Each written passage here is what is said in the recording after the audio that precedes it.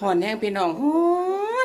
อนมันนี่จะเป็นมือที่ฮ้อนที่สุดในอังกฤษสิเป็นมือที่ฮ้อนที่สุดในของเมืองอังกฤษเนาะฮ้อนแห้งมันนี่อุณหภูมิ36 37ก็สิบ่แม่นว่าสิซ้ำมัน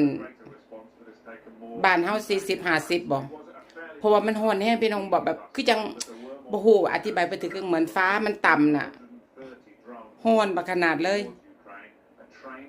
บ่อยากสิเว้าว่าฮ้อนโอ้ยในโรงงานเนี่ยฮ้อนแบบย่างเข้าไปพี่น้องกันน่ะก็เปิดพัดลมเปิดอย่างนี้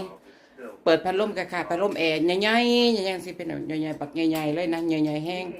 แล้วก็เติมน้ำแล้วเป็นมันเย็นคือจังแอร์พี่น้องก็ยังบ่เอาบ่อยู่นะฮ้อนวึบ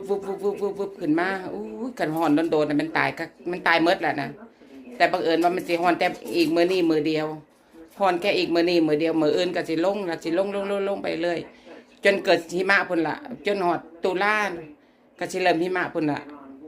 มื้อนี้สิเป็นมื้อสุดท้ายที่ว่าฮ้อนสุดๆ37 38 องศาโอ้ยก็มันสิมีหม้องอยู่เลยพี่น้องเอ้ยฮ้อนคัก